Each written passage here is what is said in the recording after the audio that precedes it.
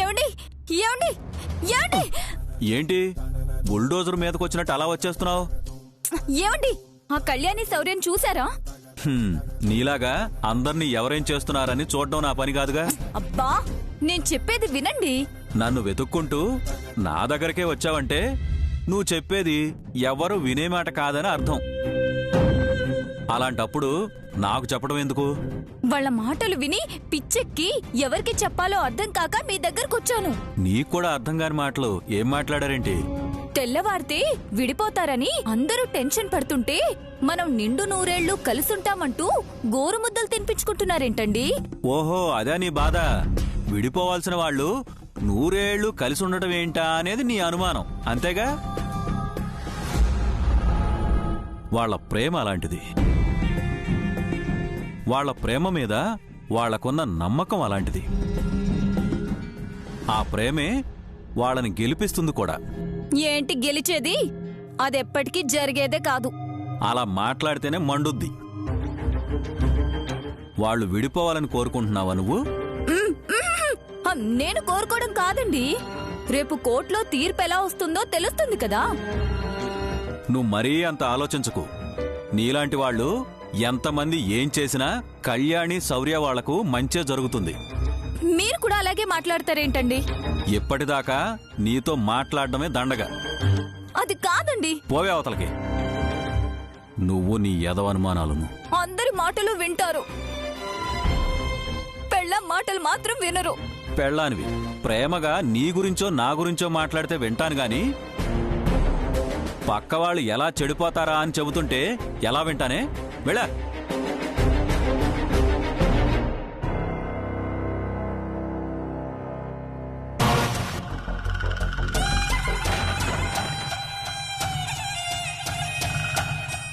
ఎవరేమన్నా నాకు మాత్రం చాలా ఆనందంగా ఉంది. కాకపోతే రేపు ఎవరు గెలుస్తారా అనేది తెలిసే వరకు నిద్ర పట్టేలా లేదు.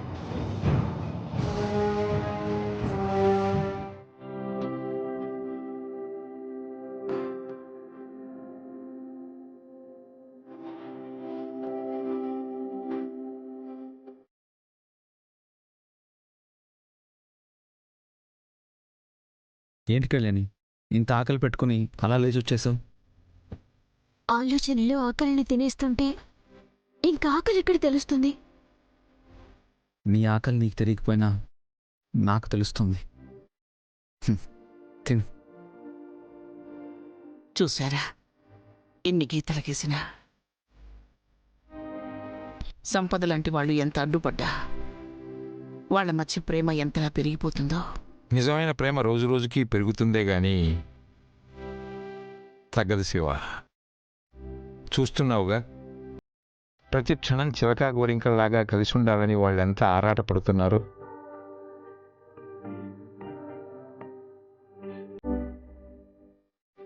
కలిసి ఉండాలని వాళ్ళిద్దరూ ఆరాటపడుతుండే విడదయ్యాలని ఆ సంపద కంకణం కట్టుకుంది.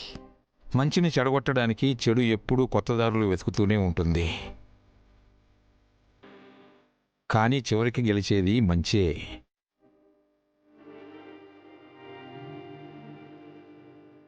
ఏదో అద్భుతం జరిగి రేపు ఆ సంపద కేసు వాపసు తీసుకుంటే ఎంత బాగుంటుందండి. గడియారంలో పెద్ద ముళ్ళులాగా దురదృష్టం లక్ష్యం చేరడానికి 60 అడుగులు వేస్తే అదృష్టం పెద్ద ముళ్ళై ఒక్క అంగలో అక్కడుంటుంది.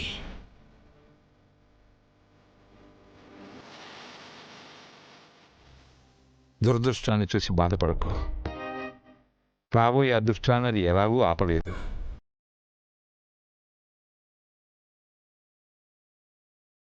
చూడండి, వాళ్ళలో బాధ ఉంది, విడిపోకూడదు అన్న పట్టుదల కూడా ఉంది. ఆ పట్టుదలే గెలుస్తుంది, వాళ్ళని గెలిపిస్తుంది. చూస్తుండు. సరే పద.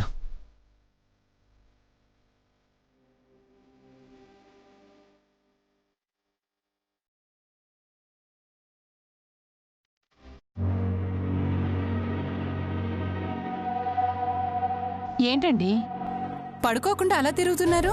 నిద్ర రావడం లేదమ్మో. ఎందుకో? ఎలా నిద్ర పడుతుంది చెప్పు? రేపేం జరుగుతుందో తెలీదు. తెల్లవారితే ఎవరి తలరాతలు మారుతాయో తెలీదు. దాని గురించి ఆలోచించి మీ బుర్ర పాడు చేసుకుంటే ఎలా? ఆలోచించకుండా ఎలా ఉంటాం దమ్ము? ఇది పక్కింటి సమస్య కాదు, మనింటి సమస్య, మన బిడ్డ సమస్య.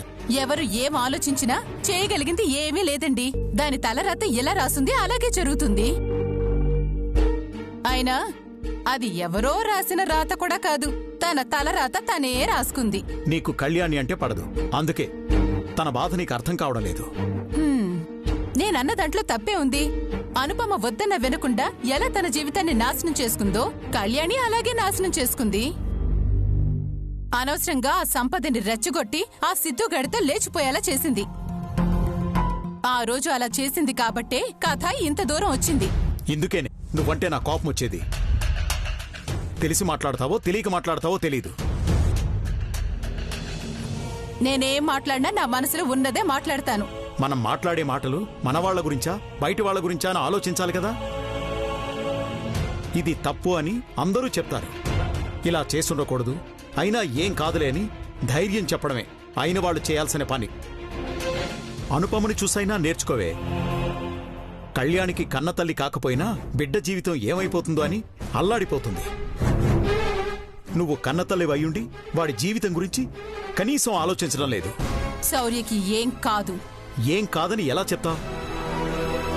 కళ్యాణి వాడి జీవితంలో లేదు అంటే వాడు బ్రతకగలడా? నీలాంటి వాళ్ళందరూ కోడల్ని సాధిస్తున్నాము అనుకుంటారు, కానీ వాళ్లకే తెలియకుండా వాళ్ళ బిడ్డల్ని వేధిస్తున్నామని అర్థం చేసుకోరు. సర్లే, నీకెన్ని చెప్పి ఏం ప్రయోజనం ఉందిలే. తిన్నావుగా, వెళ్ళి పడుకో.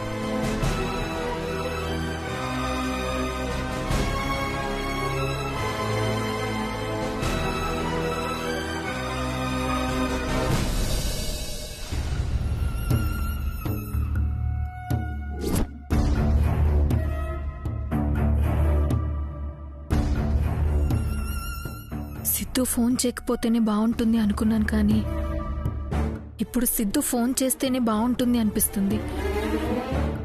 కనీసం తనతో అయినా షేర్ చేసుకోవచ్చు.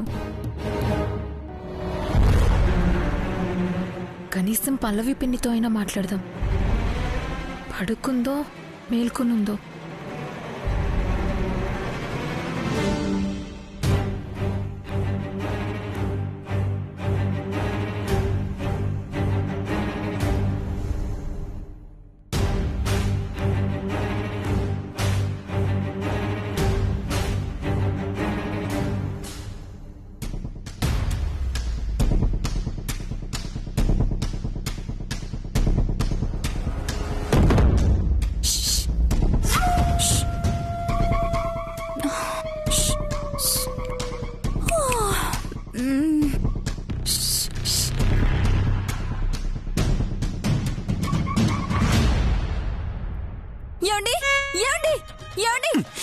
ఏదో పాము వచ్చినట్టుందండి, ఉస్సని అరుస్తుంది. అర్ధరాత్రి పూట ఈ గోలేంటే? అయినా పాములు అరవ్వే, కరుస్తాయి.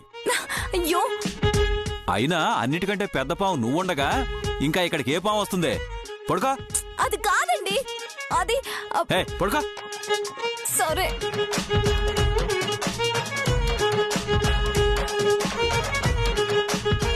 దేవుడా,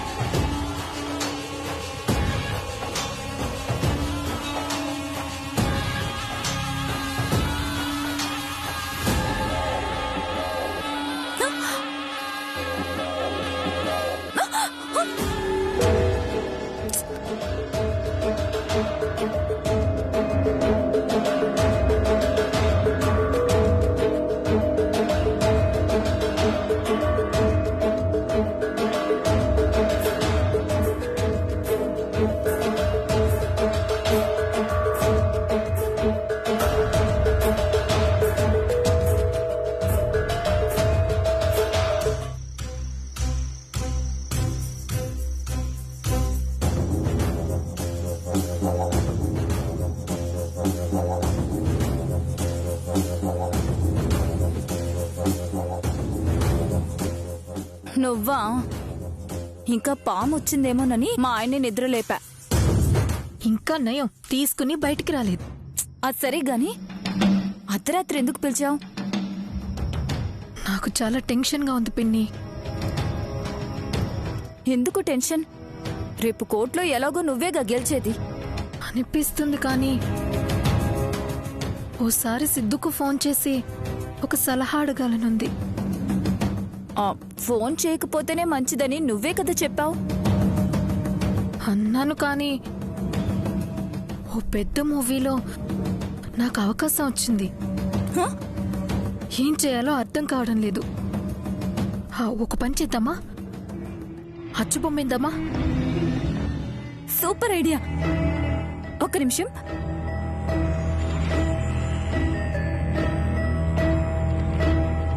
ఇదిగో బొమ్మ పడితే నువ్వే హీరోయిన్ గా సెలెక్ట్ అవుతావు.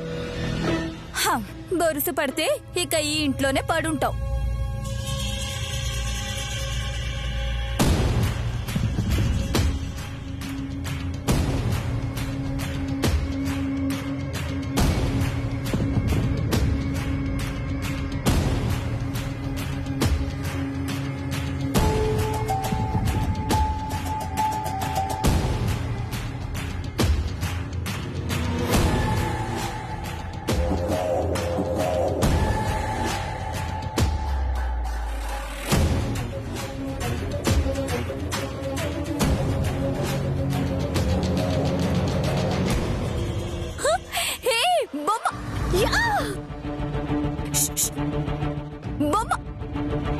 ఏంటే పాము అరిచింది, పాము పిలిచింది అంటూ ఇక్కడికొచ్చి ఏం చేస్తున్నావు? అది ఏంటి అమ్మగారితో కలిసావు? ఇద్దరూ కలిసి ఏం చేయాలని ఆలోచిస్తున్నారేంటి? అదేంటి బాబాయ్ గారు అలా అనేశారు? ఏదో పిన్ని నేను కలిసి మాట్లాడుకుంటున్నాం. మాట్లాడుకునే సమయం ఇది?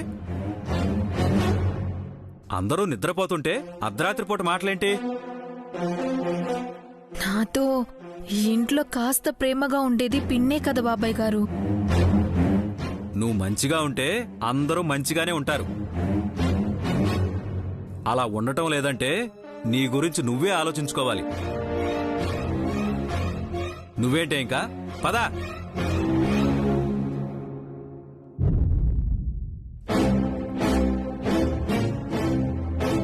అయ్యో, నా కల నిజం చేయటానికే డైరెక్టర్ గారు నాకే కాల్ చేశారు. ఈ అవకాశం పోగొట్టుకోకూడదు. ఖచ్చితంగా సూపర్ హిట్ సినిమాలో పోగొట్టుకోకూడదు అంటే ఆడిషన్కి వెళ్ళాలి. ఎలా అయినా కోర్టు కేసు వాయిదా పడేలా చేయాలి.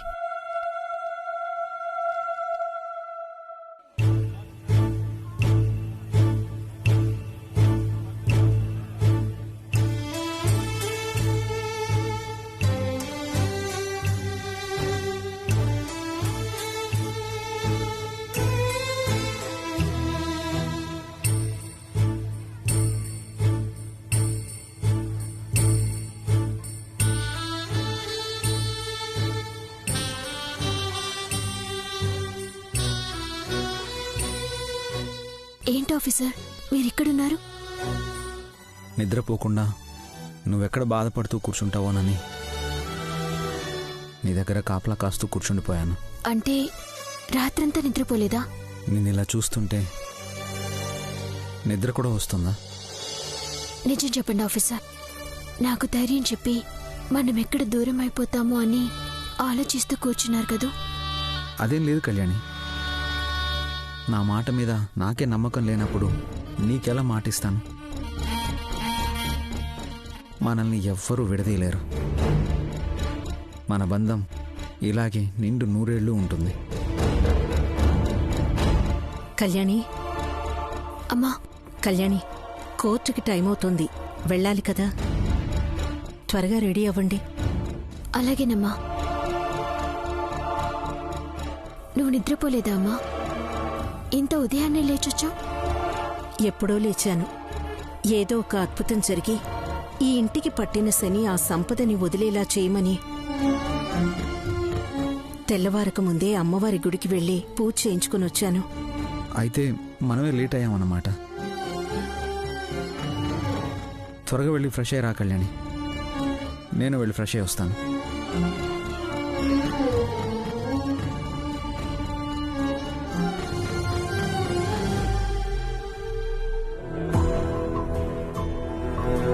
భగవంతుడా, వాళ్ళ మాటల్లో ప్రేమున్నా ఎక్కడ దూరం అయిపోతామో అన్న భయం వాళ్ళ కళ్ళల్లో కనిపిస్తోంది. వాళ్ళ ప్రేమని గెలిపించు.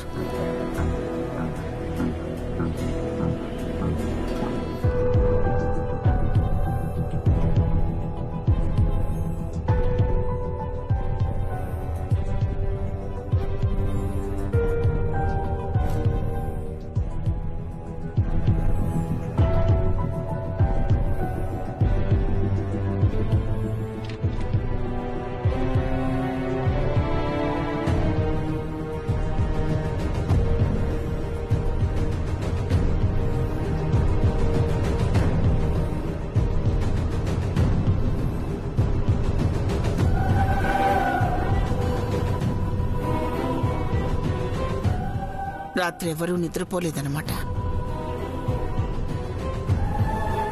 నిద్ర ఎలా పడుతుందమ్మా? ఈరోజు ఏం జరుగుతుందో తెలీదు, కోర్టులో ఏం తీర్పు వస్తుందో తెలీదు.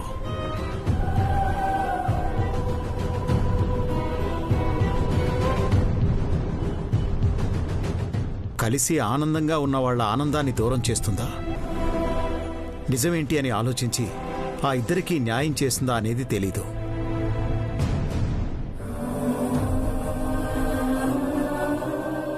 భయపడాల్సిన అవసరం లేదు. న్యాయం జరుగుతుంది. అది నీ నమ్మకం. అందరికీ ఆ నమ్మకం ఉండాలి కదా శౌర్య. మన మీద మనకు నమ్మకం లేదు అంటే అవతల వాళ్ళు గెలవడానికి మనం దారిచ్చినట్లే తాతయ్య.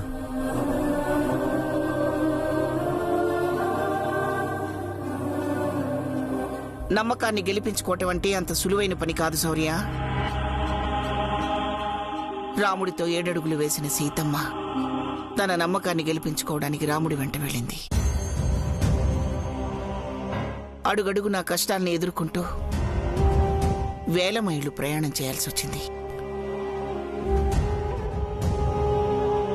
అడ్డమైన ఆధారాలతో మీ మీద గెలవాలని, కళ్యాణిని దిక్కులేని దాన్ని చేయాలని ఆ సంపద ప్రయత్నిస్తుందిరా.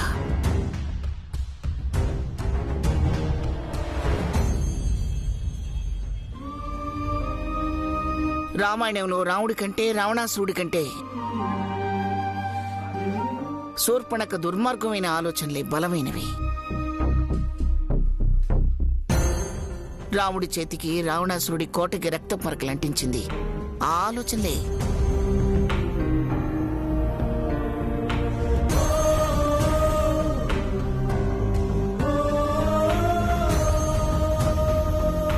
ఇక్కడ శూర్పణఖ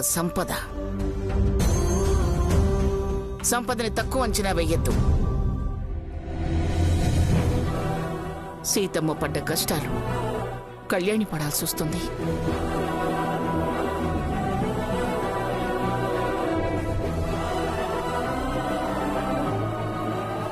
ఇప్పుడు మనం ఆలోచించాల్సింది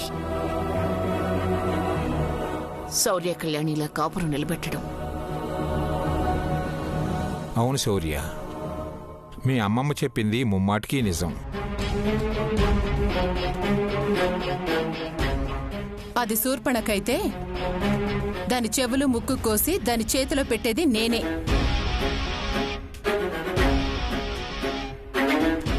అత్తయ్య చెప్పేది నీకు అర్థం కావట్లేదు దమయంతి. ఇప్పుడు కావలసింది ఆవేశం కాదు, ఆలోచన.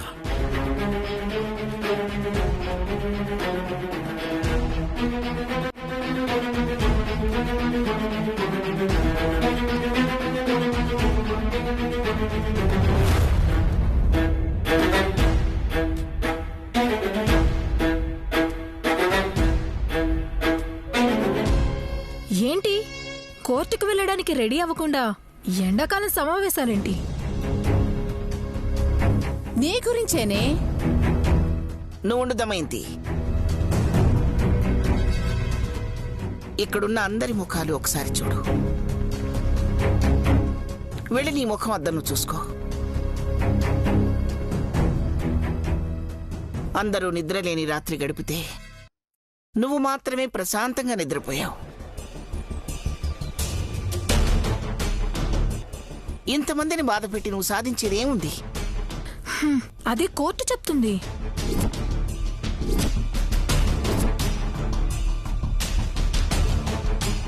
నా కోసం తనతో మాట్లాడి మాటలు పడాల్సిన అవసరం ఎవరికీ లేదు. వదిలేయండి.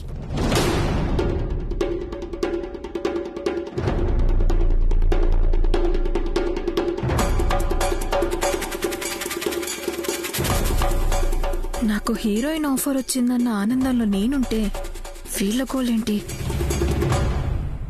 మాట్లాడినివ్వమ్మా. మనిషిని కలిపేది విడదీసేది మాటలే. పోట్లాడుకుంటే తప్పు గాని మాట్లాడుకుంటే తప్పు లేదుగా.